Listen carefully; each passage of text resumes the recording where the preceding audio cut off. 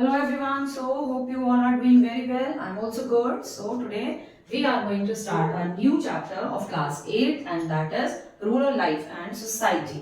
According to NCERT कुछ chapters जो हैं NCERT में आपके मतलब like अदर जो अच्छे कुछ प्राइवेट पब्लिकेशंस हैं जिस पब्लिकेशन से मैं पढ़ाती हूँ आपको स्टडी कराती हूँ तो उसमें चैप्टर्स टू पार्ट्स में है लाइक चैप्टर अलग अलग है पूरा कॉन्सेप्ट अलग है सब कुछ अलग है तो वही जो सीबीएसई के अकॉर्डिंग एनसीईआरटी के अकॉर्डिंग जो है कुछ चैप्टर उस प्राइवेट पब्लिकेशन के जो है लाइक एक दो चैप्टर्स को मिक्स कर दिया है कुछ कट भी कर दिए हैं ठीक है तो यहाँ पे एक ही चैप्टर अकॉर्डिंग टू एनसीईआरटी एक ही चैप्टर दिया हुआ है लेकिन यहाँ पर कुछ और एक्स्ट्रा नहीं है वो उसी टाइम पीरियड के ही चैप्टर्स है बट दिया हुआ है एक अलग टॉपिक बना के दिया है जो कि एनसीईआरटी में नहीं दिया हुआ है ठीक है सो आज जो हम चैप्टर पढ़ेंगे that is of class 8 rural life and society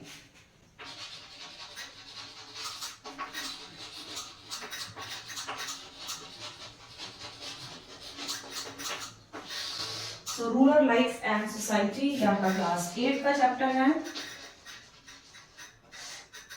and इसमें basically life of the rural peoples यानी कि विलेज के लोगों की लाइफ के बारे में बताया कि विलेज के लोग किस तरीके से रहते थे at the time of the Britishers क्योंकि हम ब्रिटिश पीरियड पढ़ रहे हैं 8th में हम जो है पूरा ब्रिटिश हिस्ट्री स्टडी कर रहे हैं तो ब्रिटिश टाइम पीरियड में रूलर्स जो लाइफ थी वो कैसी थी सोसाइटी और कैसी थी यानी विलेज के लोग किस तरीके से अपना क्या कहते हैं अपना जो लाइवलीहुड है कैसे चलाते थे कैसे उनके खाने पीने का अरेंजमेंट क्या वर्क करते थे वो एंड ऑल दीस थिंग्स ठीक है सो इसमें कुछ सिस्टम्स भी ब्रिटिशर्स ने क्योंकि एग्रीकल्चर पे और रूरल लाइफ पे भी उसने इंटरफेयर करना ब्रिटिशर्स ने स्टार्ट कर दिया था तो कुछ नए नए सिस्टम्स बनाए रूरल लाइफ या विलेज को एग्रीकल्चर को लेके तो वो हम इसमें स्टडी करेंगे तो कुछ टॉपिक्स हैं that is British land revenue policies British की लैंड को लेके लैंड से या मतलब जो लैंड एग्रीकल्चर के लिए यूज हो रहा है जो लैंड जहां पर खेती बाड़ी हो रही है उस लैंड को लेकर जो है ब्रिटिशर्स की रेवेन्यू पॉलिसीज कौन कौन सी थी परमानेंट सेटलमेंट सिस्टम उन्होंने स्टार्ट किया मारवाड़ी सिस्टम स्टार्ट किया रैयतवाड़ी सिस्टम स्टार्ट किया ये बहुत ही इंपॉर्टेंट टॉपिक है ये सारे जो सिस्टम्स स्टार्ट किए ब्रिटिशर्स ने बहुत इंपॉर्टेंट टॉपिक है ये आपको बहुत जो है ध्यान से इन टॉपिक्स को स्टडी करना है समझना है उसके बाद impact of British land revenue policy जो ब्रिटिशर्स ने जो लैंड रेवेन्यू पॉलिसी स्टार्ट करी उसका इंपैक्ट जो है उन पीपल्स की यानी कि इंडियन पीपल्स की रूरल लाइफ पर और उनकी सोसाइटी पर क्या इफेक्ट हुआ ठीक है कमर्शियलाइजेशन ऑफ एग्रीकल्चर और फाइनली जो ब्रिटिशर्स थे उन्होंने क्या किया पूरे एग्रीकल्चर को अपने बस में कर लिया पूरे एग्रीकल्चर पर कब्जा करके पूरे एग्रीकल्चर को उन्होंने कमर्शियलाइज्ड कर दिया कमर्शियलाइज्ड मीनिंग कि अब agriculture is just for to earn profit क्योंकि ब्रिटिशर्स ज्यादातर शुरू से ही अपना प्रॉफिट देखते थे इंडस्ट्रीज में ट्रेड्स में क्लोथिंग में हर चीज में उनको अपना प्रॉफिट देखना था अब जब उन्होंने जो है इस चीज में अपना हाथ डाला इंटरफेयर किया एग्रीकल्चर में ठीक है इंडस्ट्रीज में पहले कर चुके थोड़ा बहुत अब आगे भी हम पढ़ेंगे क्राफ्ट एंड इंडस्ट्री एक चैप्टर है करके ठीक है सो अब उन्होंने जब एग्रीकल्चर में अपना हाथ डाला अपना जो है इंटरफेरेंस उन्होंने करा एग्रीकल्चर पे अपना हाथों से अपने उन्होंने कब्जा करना जब शुरू किया तो देन ऑल्सो उन्होंने एग्रीकल्चर को पूरी तरीके से प्रॉफिटेबल चीज बनाकर यूज किया ठीक है कमर्शियलाइज कर दिया एग्रीकल्चर को कि एग्रीकल्चर से भी हमें ज्यादा से ज्यादा प्रॉफिट होना है बाकी हमें बाकी और किसी चीज से कोई लेना देना नहीं सो कमर्शियलाइजेशन किस तरीके से हुआ वो हम इसमें स्टडी करेंगे and all that So, before the British established their rule, Indian villages were more or less self-sufficient. But जब मतलब before Britishers के इंडिया में आने से पहले और इनका रूल स्टार्ट करने से पहले हमारे जो इंडियन विलेजेस थे more or less self-sufficient थे मतलब थोड़ा बहुत कहीं पे कम था कहीं पे ज्यादा था थोड़ा बहुत वो अपना self-sufficient अपना काम चला रहे थे ठीक है ना अपनी जो उनकी कहते हैं ना उनकी लाइवलीहुड जो थी वो जैसे तैसे चल रही थी वो बहुत अच्छी चल रही थी ठीक ठाक चल रही थी यानी कि उनका जो गुजर बसर था वो बहुत ठीक ठाक से अच्छे से चल रहा था They produce most of what they needed. उतना वो प्रोड्यूस कर लेते थे जितने की उनको जरूरत थी ठीक है food grown by villagers was enough to meet their needs जो विलेजर्स थे जितना फूड ग्रो करते थे वो उनकी नीड्स यानी कि उनकी जरूरतों को पूरा कर रहा था, and that of people living in the urban areas. और इतना प्रोडक्शन विलेजेस में हो जाता था कि जो अर्बन एरियाज है यानी कि जो सिटी में रहने वाले पीपल्स हैं वहां तक भी प्रोडक्शन सफिशिएंटली पहुंच जाता था, ठीक है। Farmers grew crop mainly for their own consumption, ज्यादातर फार्मर्स अपने कंजप्शन के लिए मतलब अपने लिए ज्यादातर क्रॉप्स जो है ग्रो करते थे, ठीक है। And also paid a part of their produce to the king as tax, और जो वो अपना प्रोड्यूस जो भी प्रोडक्शन अपना वो करते थे वो उसका कुछ पार्ट जो है किंग को एज ए टैक्स के रूप में देते थे, या तो वो डायरेक्ट अनाज दे देते थे या अनाज को मार्केट में बेच के जो पैसे आते थे कॉइन्स जो उस टाइम पे चलते थे वो कॉइन्स राजा को एज अ टैक्स के रूप में देते थे, ठीक है। व्हेन क्रॉप फेल्ड, अगर क्रॉप फेल्ड हो जाती थी टैक्स वाज रिड्यूस, तो राजा जो था किंग जो था वो टैक्स को कम कर देता था। अगर कभी ड्रॉट आ गया, फ्लड आ गया, फेमाइन्स आ गया, क्रॉप फेल हो गई तो टैक्स रिड्यूस हो जाता था इनका, और वेट ऑल टुगेदर, या उसके बराबर कुछ जो है उसको लेवल करने के लिए जो है राजा कुछ ना कुछ इंतजाम जो था वो कर लेता था, ठीक है। So farmer also could not be easily evicted for their land, तो मतलब जो फार्मर्स थे वो इतना ज्यादा लैंड को लेकर मतलब could not be easily evicted from there land, मतलब उनसे उनका लैंड ऐसा नहीं था कि बहुत इजीली उनकी जमीन छीन ली, राजा ने छीन लिया उनको, उनके हाथ से उनकी जमीन चली गई, ऐसा कुछ नहीं होता था, ठीक है। So all this changed when the British came to power, लेकिन ये सारी चीजें जो है चेंज हो गई, बदल गई एज ब्रिटिशर्स जो थे वो Britishers when came into the power, जब ब्रिटिशर्स जो थे वो पावर में आए, सत्ता में आए, ठीक है। Farmers were now required to pay tax in cash, अब फार्मर्स को कैश में यानी पैसा देना पड़ता था ब्रिटिशर्स को। To do this they were forced to sell off most of what they produce, तो इसके लिए क्या करना पड़ता था उनको, जब कैश में था तो उनको जबरदस्ती बहुत सारा प्रोडक्शन करना पड़ता था ताकि ज्यादा से ज्यादा बेचे और कैश में उनको भी पैसा दें ब्रिटिशर्स को, उनके लिए भी कुछ ना कुछ बचे, ठीक है। One self sufficient farmer had to now buy some of their food from the market, अब जो कभी फार्मर सेल्फ सफिशिएंट हुआ करते थे अब उनको क्या करना पड़ रहा है कि अब उनको अपने ही खाने के लिए जो है मार्केट से अनाज या प्रोडक्शन गेहूं दाल चावल जो है सारी चीजें खरीदनी पड़ रही थी, ठीक है। In case the crop failed they were not given any concession and often lost their land for failing to pay rent, अगर इन केस ब्रिटिशर्स के टाइम पे क्या हुआ, अगर कभी भी कुछ जो है क्रॉप फेल हो जाती है फ्लड फैमाइन ड्रॉट वगैरह की वजह से, तो उनका टैक्स कम नहीं किया जाता है, और तो और क्या होता है किसी भी तरीके का कंसेशन नहीं दिया जाता था, और उनकी जो जमीन जो थी वो और ले ली जाती थी अगर वो टैक्स पेमेंट नहीं कर पाते थे, and this increase their misery, और जिसके वजह से उनकी जो लाइफ थी, मिजरेबल जो लाइफ थी उनकी, बहुत ही कठिन जो उनकी लाइफ थी, वो दिन पे दिन वो लाइफ उनकी खराब होती जा रही थी। ये था एक शॉर्ट इंट्रोडक्शन, और पूरा चैप्टर बेस्ड ऑन दिस, इसी पर ही पूरा चैप्टर बेस्ड है कि कैसे इंडिपेंडेंस से पहले कैसी लाइफ थी, इंडिपेंडेंस से पहले एग्रीकल्चर कैसा था, पीपल कैसी लाइफ, रूरल लाइफ कैसी चल रही थी लोगों की, ब्रिटिशर्स के आने के बाद उन्होंने कौन कौन से सिस्टम्स बनाए, वो सिस्टम नहीं चला तो दूसरा बनाया, वो नहीं चला तो तीसरा बनाया, तीसरा नहीं चला तो चौथा बनाया, लाइक ऐसे बनाते चले गए। और टैक्स जो थे रूरल लाइफ यानी रूरल विलेज में रहने वाले जो फार्मर्स थे, किसान थे, उनके ऊपर टैक्स जो था वो बढ़ाते चले गए, जिसकी वजह से जो विलेज लाइफ थी हमारी इंडिया की विलेज सोसाइटी थी at the time of the Britishers, वो दिन ब दिन जो था वो खराब होती गई, ठीक है। So first is British land revenue policy.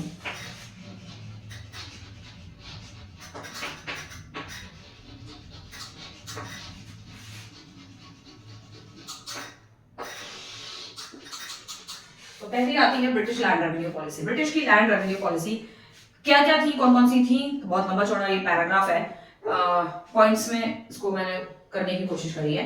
So we know that after the battle of the Buxar, battle of Buxar हमने चैप्टर 3 में पढ़ा था, ठीक है, ब्रिटिश एडमिनिस्ट्रेशन में, the British East India Company was given the diwani of Bengal, Orissa and Bihar. तो battle of Buxar के बाद ब्रिटिशर्स को दीवानी दी गई, ठीक है, किन किन प्लेसेस की Diwani, of Bengal, Orissa and Bihar.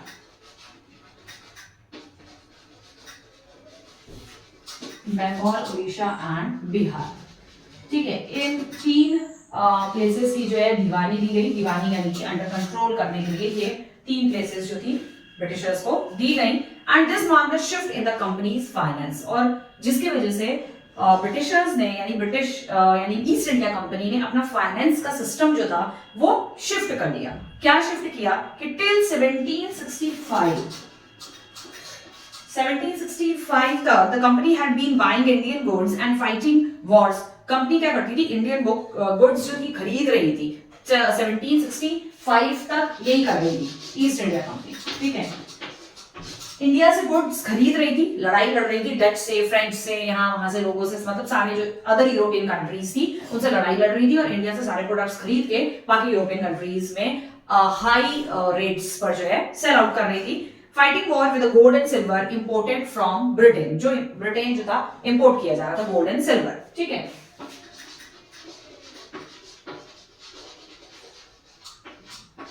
Gold and silver import किया जा रहा था ब्रिटेन में।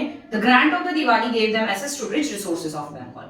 अब जो उनको बंगाल की जो है वो दीवानी जो मिल गई ना, तो बंगाल की दीवानी मिलने की वजह से क्या हुआ, ब्रिटिशर्स को यहाँ के जो रिच रिसोर्सेज थे उन पे कब्जा करने का मौका मिल गया। रिच रिसोर्सेज, क्योंकि बंगाल इज देन जो बंगाल उस समय पार्टीशन नहीं था तो वेस्ट बंगाल और बांग्लादेश एक ही था, तो वो जो पार्ट है वो पठारी इलाका है, प्लेट्यू रीजन है और वहां पे मिनरल के रिसोर्सेज जो है बहुत ही भारी तादाद में है, ठीक है, बहुत मिनरल रिसोर्सेज है, तो उसका पूरा कब्जा मिल गया उनको। And now they could easily finance war, अब वो अपनी लड़ाई में इजीली पैसा खर्च कर सकते थे एंड बाय गुड्स खरीद सकते थे with the revenue they collected in Bengal, goods भी खरीद सकते थे जो रेवेन्यू वो बंगाल में जनरेट करते थे, यानी कि बंगाल के लोगों से जो रेवेन्यू लेते थे उसी रेवेन्यू से वहां इंडिया की बाकी प्लेसेस से वो गुड्स यानी प्रोडक्ट सामान खरीद सकते थे, ठीक है। दस land revenue became an important source of their income, इसीलिए लैंड रेवेन्यू जो था वो बहुत ही इंपॉर्टेंट सोर्स ऑफ इनकम बन गया था।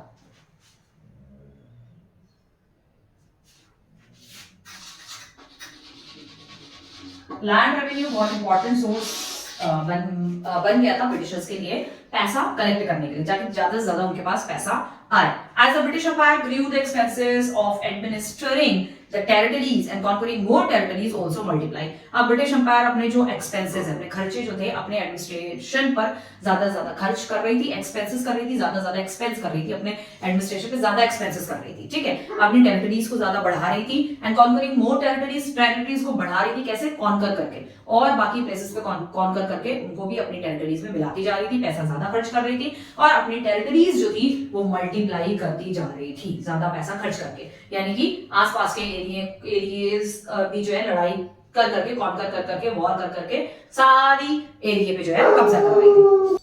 So initially the company was not keen on collecting revenue itself. अच्छा, स्टार्ट में ईस्ट इंडिया कंपनी इतनी ज्यादा कोई इंटरेस्टेड नहीं थी रेवेन्यू वगैरह कलेक्ट करने में। Under governor general Warren Hasting, जब गवर्नर जनरल बने वैरन हेस्टिंग, जब गवर्नर जनरल बने, जो कि हमने ब्रिटिश एडमिनिस्ट्रेशन में पढ़ा था, that is the right to collect revenue in a particular area was sold to the highest bidder for a period of 1 year. तो इन्होंने एक नया सिस्टम स्टार्ट किया कि 1 साल तक जिस एरिया से ज्यादा रेवेन्यू कलेक्ट होगा तो उसकी एरिया की जो है बोली लगेगी, तो वहां पर बिडर लगती थी, ठीक है, बोली लगती थी कि किस एरिया से ज्यादा रेवेन्यू कलेक्ट होता है। So the bidder collected the revenue from the land, in turn paid a fixed amount to the government. और जो बिडर होता था वहां पर उन्होंने बिडर रखे हुए थे जो ज्यादा रेवेन्यू कलेक्ट करवा लेते थे डिफरेंट अलग विलेजेस से, तो जो हाईएस्ट बिडर होता था, जहां से सबसे ज्यादा रेवेन्यू कलेक्ट होता था, वो उसका कुछ पार्ट जो है वो ब्रिटिश ईस्ट इंडिया कंपनी को जो है वो पेड करता था, ठीक है, गवर्नमेंट को देता था, ब्रिटिश ईस्ट इंडिया कंपनी की जो गवर्नमेंट थी उसको देता था, ठीक है। But this not ensure a stable income from the British, लेकिन ये कोई मतलब श्योर इनकम ब्रिटिशर्स की इससे हो नहीं रही थी कि हर बार जो है इसी तरीके से बिडिंग करके टैक्स लिया जाए, तो कोई एश्योर इनकम नहीं हो रही थी। So bids vary from year to year, लेकिन हर साल जो है वो बिड्स वेरी होती थी, यानी कि लाइक फॉर एग्जांपल अगर इस बार जो है 50,000 कलेक्ट हुआ तो नेक्स्ट ईयर 30 हो जाता था, ठीक है, तो पता लगा उससे नेक्स्ट ईयर कुछ और प्रॉब्लम आ गई, कुछ भी प्रॉब्लम्स आ सकती हैं, तो पता लगा 20,000 हो रहा है, ठीक है, इन टैक्स जो है कलेक्शन कम हो रहा है, कभी ज्यादा हो रहा है, तो ये एक एश्योर्ड इनकम नहीं थी, ठीक है, ईयर टू ईयर चेंज होता रहता था, स्टेबल नहीं था कुछ।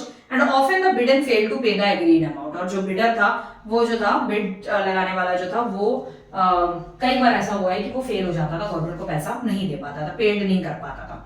As bidder held the land for a period of 1 year, bidder के पास 1 साल के लिए जमीन रहती थी, लैंड रहता था, and in 1 year they did not take any step to improve cultivation.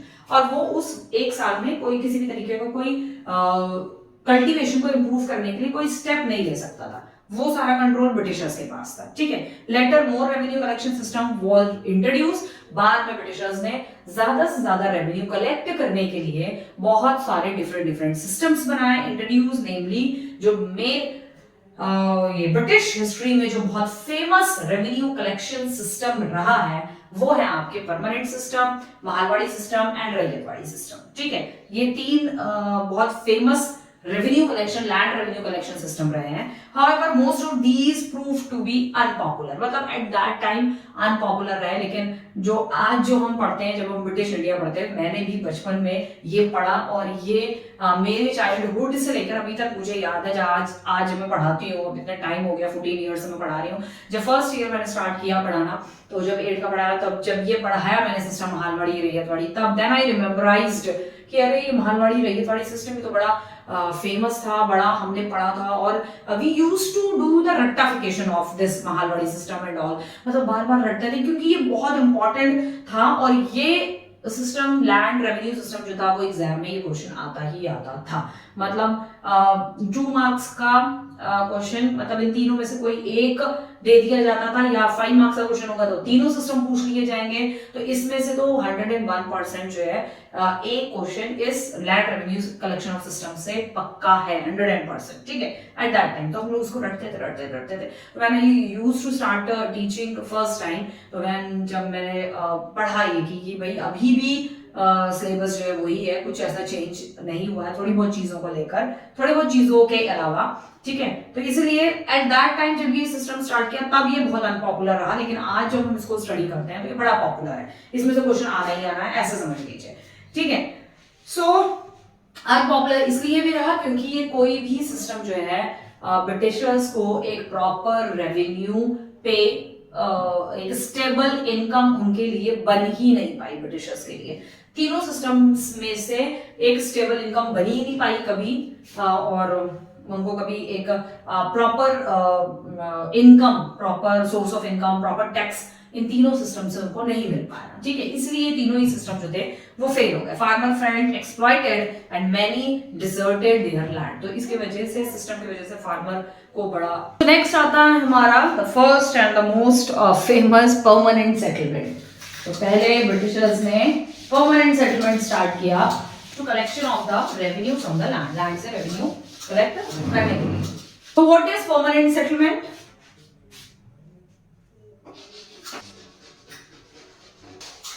अभी परमानेंट सेटलमेंट क्या था ना, permanent settlement as the diwan of Bengal, जो बंगाल का जो आपका दीवान था, the East India Company initially made a lot of money at the cost of farmer and artisan. Start में नहीं, sorry, as the diwani of Bengal, मतलब बंगाल की दीवानी जब मिल गई ब्रिटिशर्स को, मतलब पूरा कंट्रोल ओवर मिल गया, तो स्टार्ट में तो ब्रिटिशर्स ने बड़ा अच्छा रेवेन्यू जनरेट किया, बहुत अच्छा रेवेन्यू कमाया उन्होंने, ज्यादा। स्टार्ट में भाई लोगों ने दे दिया, हर साल उनका जो रेवेन्यू था वो चेंज हो रहा है, रेवेन्यू सिस्टम चेंज हो रहा है, और हर बार बड़ा के क्रॉप फेल हो या कुछ हो, लेकिन वो अपने टैक्स लेते थे, ठीक है। तो स्टार्ट में तो बड़ा उन्होंने बनाया, फार्मर और आर्टिजन से खूब भर के जो है इन्होंने आपका रेवेन्यू लिया, जनरेट किया, ठीक है। लेकिन but the famines and the economic collapse that followed soon gave the British cause for worry। लेकिन जब फेमाइन्स आ गए, फ्लड्स आ गए और इकोनॉमिक कंडीशन फार्मर्स की ही खुद बहुत ज्यादा खराब हो गई, तब ब्रिटिशर्स को था जो ये, मतलब तब ब्रिटिशर्स को मजबूर होना पड़ा इसमें सोचने के लिए कि भाई अब क्या किया जाए, अब जो है कैसे पैसा जो है कलेक्शन किया जाए। So they realise they needed to find a way to generate regular source of income. अब उनके दिमाग में होगा कि उनको कुछ ऐसा करना पड़ेगा जिससे उनको रेगुलर सोर्स ऑफ इनकम होती रहे।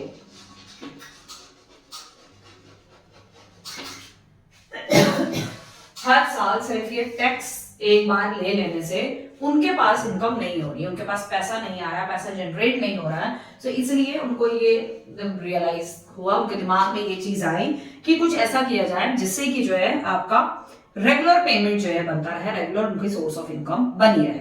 So income to finance their activities in India, अपनी एक्टिविटीज इंडिया में चालू रखने के लिए, स्टार्ट रखने के लिए, जो भी वो एक्टिविटीज वॉर कर रहे हैं, फाइटिंग कर रहे हैं, कैप्चरिंग अदर टेरिटरीज, खाना पीना, अपनी आर्मी पे स्पेंड करना, जो भी अपनी आर्मी को मेंटेन करना, ये सारे फाइनेंसेस उनके पूरे होते रहे, तो उसके लिए उन्हें पैसा चाहिए था. सो इन 1793 लॉर्ड कॉर्नवालिस, 1793 में लॉर्ड कॉर्नवालिस आए. लॉर्ड कॉर्नवालिस ने क्या किया, devise the permanent settlement system. इन्होंने स्टार्ट किया आपका ये permanent settlement system to solve this problem, इस प्रॉब्लम को सॉल्व करने के लिए. Now this system was mainly enforced in Bengal, Bihar and Orissa. अब ये सिस्टम जो था मेनली कहां लगाया गया, बंगाल,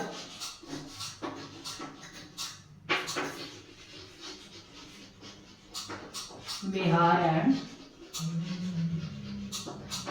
उड़ीसा में. ठीक है, ये सिस्टम लगाया गया आपका बंगाल, बिहार एंड उड़ीसा में.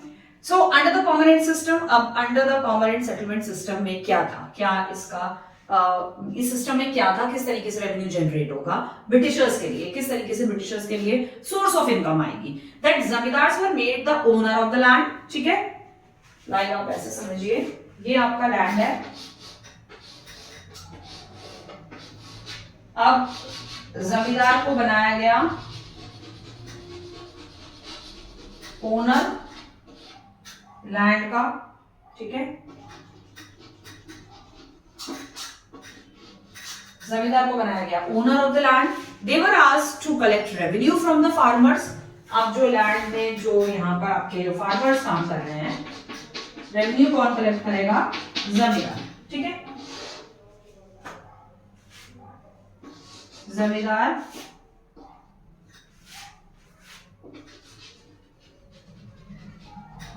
फार्मर से क्या कलेक्ट करेगा, आपका revenue.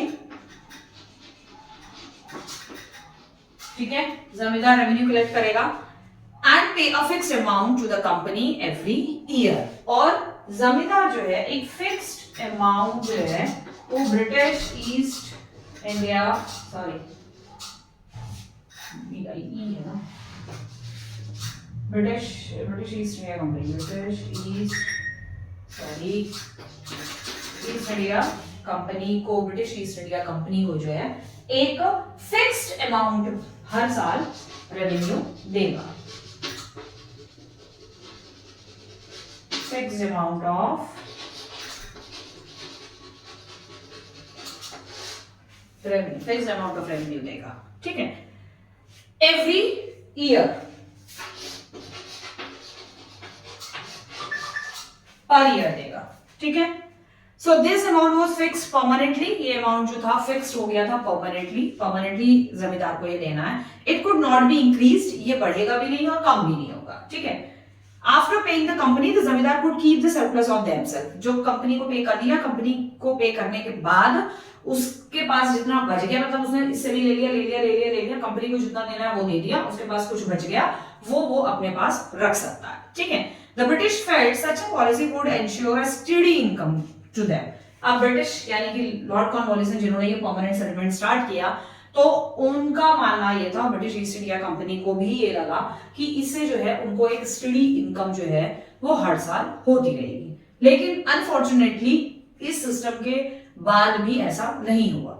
It would also encourage जमींदार टू इंप्रूव एग्रीकल्चर प्रैक्टिसेस. इससे जमींदार को भी एनकरेजमेंट मिल रही थी कि एग्रीकल्चर प्रैक्टिसेस यानी एग्रीकल्चर में हमें इंप्रूवमेंट करना है, जिससे कि ज्यादा से ज्यादा प्रोडक्शन हो, ज्यादा से ज्यादा चीजें मार्केट में बेची जाए. जितना ज्यादा प्रोडक्शन होगा उतना ज्यादा इनकम मेरे पास भी रेवेन्यू जनरेट होगा. ठीक है, मेरे पास भी इनकम आएगी. The system also ensure that zamindar remain loyal to the British.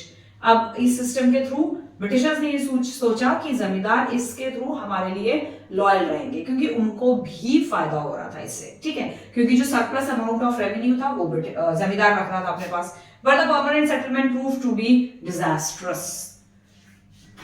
लेकिन परमानेंट सेटलमेंट जो था वो फेल हो गया. ठीक है, बहुत ही बुरी तरीके से परमानेंट सेटलमेंट जो है ये फेल हो गया. The revenue fixed by the British prove to be very high, क्योंकि ऑलरेडी ब्रिटिशर्स ने जो ये फिक्स्ड अमाउंट ऑफ रेवेन्यू ये जो रखा था ये रेवेन्यू ऑलरेडी वेरी हाई, ये ऑलरेडी ही बहुत ज्यादा था और उतना कलेक्शन ही नहीं हो पाता था कि जमींदार जो है उनको इतना हाई रेवेन्यू दे पाए, ठीक है। As a result many landlords were unable to pay the company and lost their land.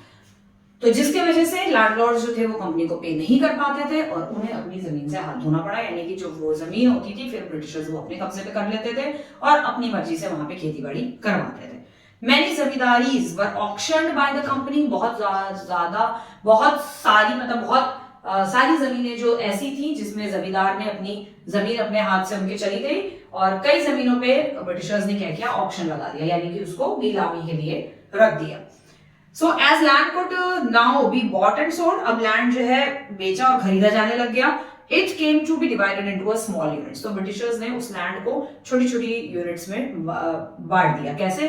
मतलब ये पूरा अगर लैंड है तो ब्रिटिशर्स ने क्या किया, इतना पार्ट किसी और को बेच दिया, इतना किसी और को बेच दिया, इतना किसी और को बेच दिया, इतना किसी और को, ये हिस्सा, फिर ये हिस्सा, ठीक है, ये हिस्सा किसी और को दे दिया, ये हिस्सा किसी और को दे दिया।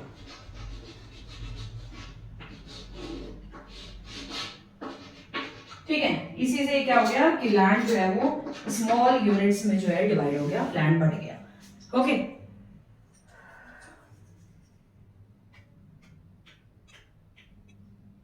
Now in early 19th century price of agriculture produce rose in the market.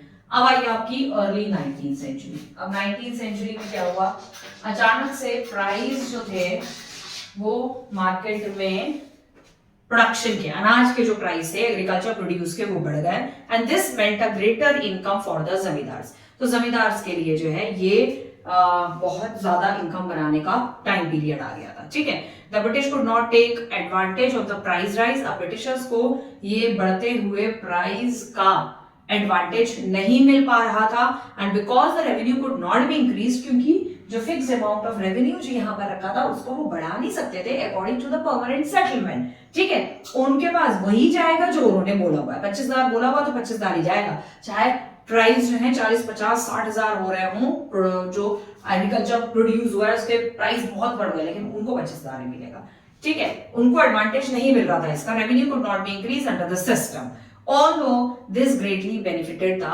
जमींदार, लेकिन जमींदार को इससे फायदा हो रहा था। They did not show much interest in improving the land. तो ब्रिटिशर्स ने क्या किया, अब लैंड को इंप्रूव करने के लिए उन्होंने कोई खासा इंटरेस्ट नहीं दिखाया।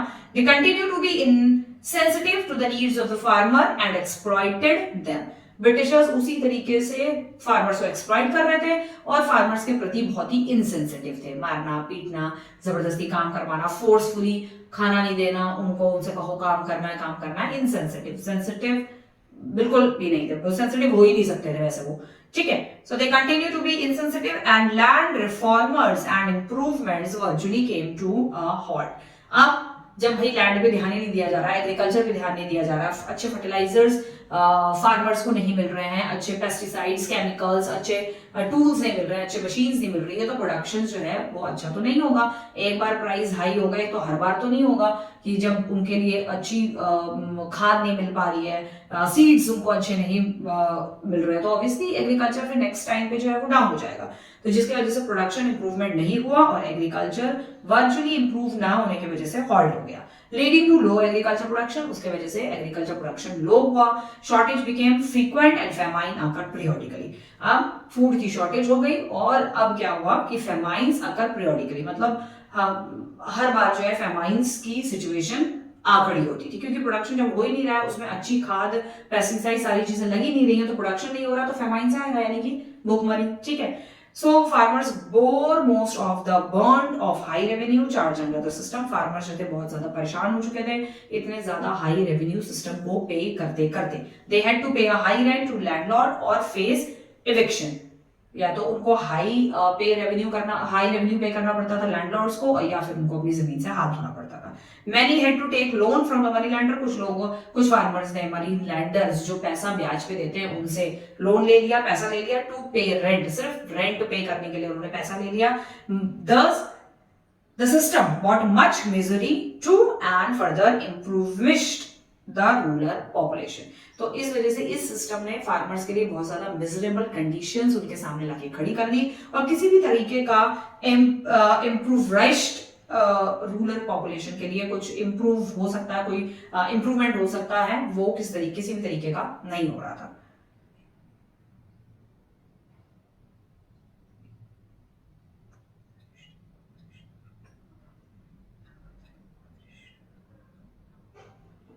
ठीक है, बहुत ज्यादा मिजरेबल कंडीशन रही, और फर्दर जो था वो इम्प्रूविश द रूरल पॉपुलेशन, और फर्दर आगे के लिए भी जो रूरल पॉपुलेशन थी हमारी, जो विलेज की पॉपुलेशन थी, उसमें किसी भी तरीके का सुधार होने की कोई संभावना नहीं थी, इम्प्रोवाइज्ड कुछ नहीं हो रहा था। ठीक है, सो ये था आपका परमानेंट सेटलमेंट। नेक्स्ट हम स्टडी करेंगे about the Mahalwari system.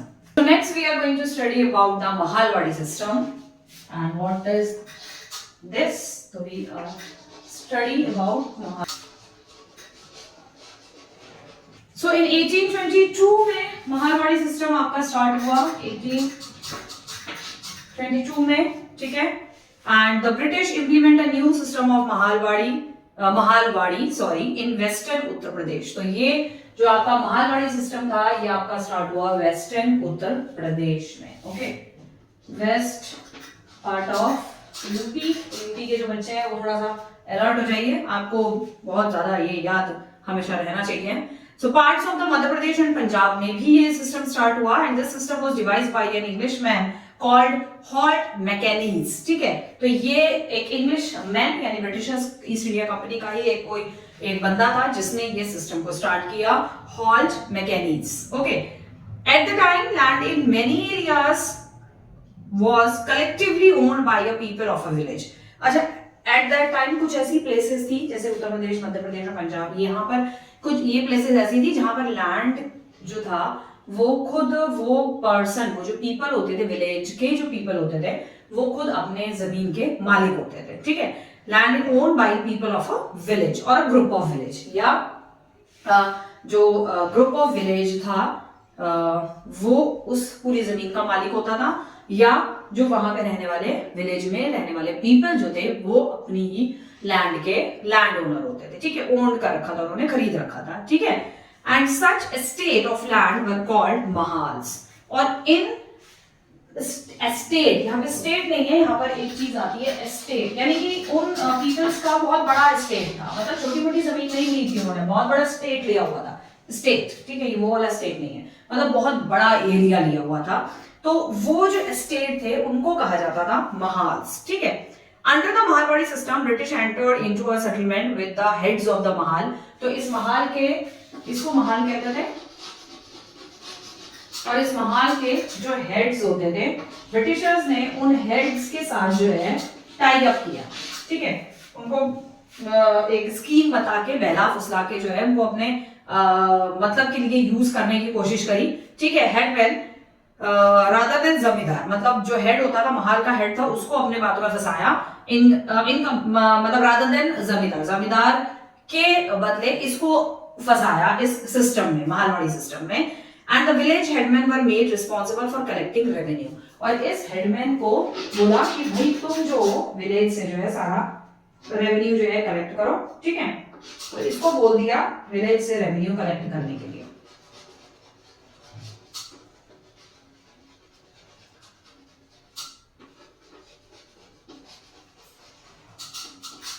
Revenue collection के लिए इसको बोल दिया कि ये रेवेन्यू कलेक्ट करेगा from farmers and paying it to the company. Farmer से कलेक्ट करेंगे ये, ठीक है, और कंपनी को ये पे करेंगे, for farmers and pay to the company. British East India Company को जो है ये पे करेंगे। ठीक है, the revenue was not fixed, revenue कोई फिक्स नहीं था, but change from time to time, लेकिन टाइम टू टाइम वो रेवेन्यू चेंज होता था। फ्लड शॉर्ट आ गया तो कम हो कर देते थे शायद ये लोग, और वैसे बढ़ा देते थे। ठीक है, so it depend on the estimate of revenue that each plot of land in a village could generate. अच्छा, ये भी एस्टिमेशन था कि किस चीज के अकॉर्डिंग ये लोग रेवेन्यू कलेक्ट करते थे। ये लोग रेवेन्यू कलेक्ट करते थे कि प्लॉट किस साइज में है। ठीक है, was estimate of a revenue that each plot of land, मतलब हर लैंड का जो प्लॉट है उसका एस्टिमेट रेवेन्यू कितना जनरेट हुआ है इन अ विलेज, कितना जनरेट हुआ है उसके अकॉर्डिंग, मतलब जो लैंड है उस बहुत बड़ी जमीन है, उस लैंड में जो प्लॉट्स हैं उन प्लॉट्स का साइज कितना है उस हिसाब से रेवेन्यू जनरेट करते थे और वो कंपनी को दिया जाता था। And these estimates were drawn up by collectors, और ये एस्टिमेट लगाना, प्लॉट का एस्टिमेट लगाना कि इस प्लॉट से ज्यादा रेवेन्यू आ सकता है, इस प्लॉट से कम आएगा, इस प्लॉट से इतना आएगा, इस प्लॉट से इससे भी कम आएगा, इस प्लॉट से बहुत ज्यादा रेवेन्यू कलेक्ट हो सकता है, ये सारा एस्टिमेट कौन लगाता था? ये एस्टिमेट लगाता था कलेक्टर्स, जो कलेक्टर्स होते थे वो एस्टिमेट लगाते थे। ठीक है, तो ये था आपका महालवाड़ी सिस्टम। आई होप समझ में आ गया होगा। बहुत ये छोटा है, परमानेंट सेटलमेंट थोड़ा सा बड़ा है।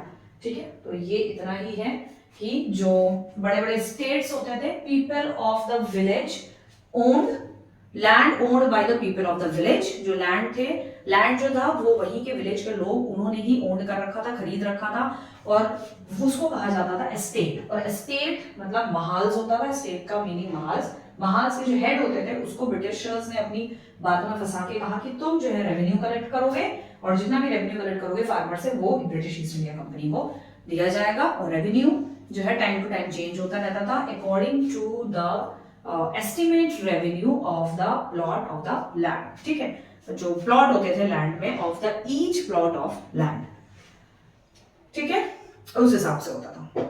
नेक्स्ट आता आपका रेलवे वाड़ी सिस्टम।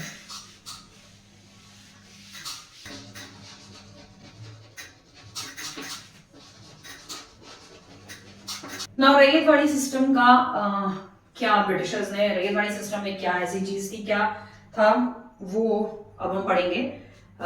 रेलवे सिस्टम क्यों डिफरेंट था, इसमें क्या नई चीज लेकर आया, ऐसा क्या था जो इसमें ऐसा डिफरेंट था जहां से इनको बहुत अच्छा रेवेन्यू कलेक्ट हो सकता था। This system was implement in the south. Basically ये सिस्टम जो है इम्प्लीमेंट हुआ कहां? साउथ में। ठीक है, सबसे पहली बात ये, after the permanent settlement system fail, जब परमानेंट सेटलमेंट सिस्टम फेल हो गया तो साउथ में इन्होंने ये वाला स्टार्ट किया। Captain Alexander read, okay, who had started, captain Alexander read. Captain Alexander read थे डिवाइस दिस सिस्टम, इन्होंने ये सिस्टम स्टार्ट किया, which was later developed and implemented all over the South India by Thomas Munro।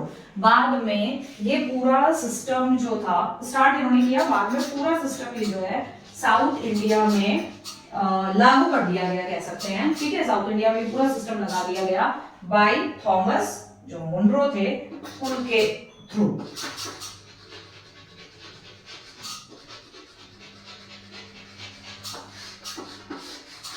ठीक है, Thomas Munro ने पूरा system all over उसमें जो है साउथ इंडिया में इंप्लीमेंट कर दिया। Now under this system the British collected revenue, इस सिस्टम के अकॉर्डिंग में ब्रिटिश रेवेन्यू कलेक्ट कर रहे थे डायरेक्टली फ्रॉम द कल्टीवेटर, यानी कि रैयर। तो यहाँ पे ब्रिटिश ईस्ट इंडिया कंपनी जो है वो डायरेक्ट रेवेन्यू कलेक्ट कर रही है, डायरेक्ट रेवेन्यू कलेक्ट कर रही है फ्रॉम द रैयत टू बी कॉल्ड एज, रैयत कहते थे कल्टीवेटर्स को।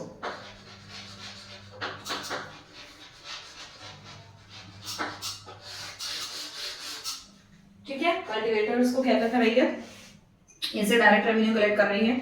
The farmer was consider the owner of the land, farmer को कंसीडर किया कि वो लैंड के ओनर हैं, लेकिन land he cultivated as long as he paid the revenue. तो मतलब फार्मर को ये कहा कि आप जब तक लैंड को कल्टीवेट कर सकते हैं, जब तक आप रेवेन्यू पेड करते रहेंगे, otherwise which was fixed at half of the value of the crop, crop जितनी होगी उसकी हाफ जो वैल्यू होगी उस प्राइस पर रेवेन्यू को फिक्स्ड कर दिया गया। 50 है तो 50 की हाफ 25, वो प्राइस आपको ब्रिटिश ईस्ट इंडिया कंपनी को, गवर्नमेंट को देना पड़ेगा। ठीक है, क्योंकि ब्रिटिश ईस्ट इंडिया कंपनी की गवर्नमेंट थी तो हम गवर्नमेंट कह सकते हैं, को देना होगा। जब तक आप पेड कर रहे हैं तब तक आप लैंड के मालिक हैं, रेवेन्यू जब तक आप देते रहेंगे। The revenue was fixed according to the value of a crop grown, revenue fix था जिस हिसाब से क्रॉप ग्रोन होती थी, यानी कि जिस हिसाब से क्रॉप का प्रोडक्शन होता था उस हिसाब से रेवेन्यू फिक्स्ड किया गया था। And the quality of soil, और सॉइल की क्वालिटी जैसी थी, तो कोई सॉइल जो है बहुत ज्यादा प्रोडक्शन करती है, कोई सॉइल कम प्रोडक्शन कर पाती है, किसी सॉइल में ऑल ओवर इंडिया, हमारे इंडिया में ऑल ओवर अलग अलग डिफरेंट डिफरेंट सॉइल है और हर सॉइल पे अलग तरीके का वेजिटेशन, अलग तरीके का क्रॉप्स ग्रो करी जाती हैं। लाइक ब्लैक सॉइल में कॉटन बहुत अच्छे से ग्रो होता है, तो वहीं एल्यूवियल सॉइल में व्हीट एंड राइस बहुत अच्छे से ग्रो होता है। ठीक है, तो सॉइल की क्वालिटी और प्रोडक्शन के हिसाब से रेवेन्यू को फिक्स्ड रखा गया। The revenue was fixed for a period of 30 years after which it was revised. यानी कि 30 सालों तक जो है वही रेवेन्यू देना होगा। ठीक है, रेवेन्यू फिक्स किया गया 30 इयर्स तक, 30 इयर्स तक वही रेवेन्यू देना पड़ेगा। उसके बाद रेवेन्यू जो है रिवाइज किया जाएगा, बढ़ाया जाएगा। ठीक है, तो बढ़ाया तो तब जाएगा ना जब 30 साल के बाद जो है क्रॉप प्रोडक्शन अच्छा होगा। However, the revenue proved to be too high for the riots. लेकिन जो उन्होंने रेवेन्यू का जो fixed price according to the crop के प्रोडक्शन के अकॉर्डिंग जो रखा था वो ही रैयत्स के लिए बहुत ज्यादा हाई था, टू हाई। ठीक है, बहुत ज्यादा हाई रेवेन्यू था। That many of whom deserted their land, जिसके वजह से अगेन बहुत सारे फार्मर्स ने अपनी जमीन खो दी and fled from the countryside, और वो जो थे उस जगह को छोड़ के कंट्री साइड वाले एरिया में चले गए। यानी कि जो मेन विलेज वाला एरिया जो था वो छोड़ के बॉर्डर साइड चले, कंट्री साइड होती है बॉर्डर। ठीक है, अपनी टेरिटरी की बॉर्डर्स में चले गए, जो जहां पे वो इतने साल से रह रहे थे, टेरिटरी को, अपने एरिया को छोड़ के एक टेरिटरी से जो दूसरी टेरिटरी जहां पे मिलती है तो बॉर्डर पे चले गए वो लोग। ठीक है, सो ये था आपका रैयतवाड़ी सिस्टम। और इसके बाद है कुछ impact of British land revenue policy, यानी कि अब हम पढ़ेंगे कि ब्रिटिश की जो लैंड रेवेन्यू पॉलिसी थी उसका क्या इम्पैक्ट पड़ता है all over the rural life और रूरल विलेज के ऊपर क्या इम्पैक्ट पड़ा है।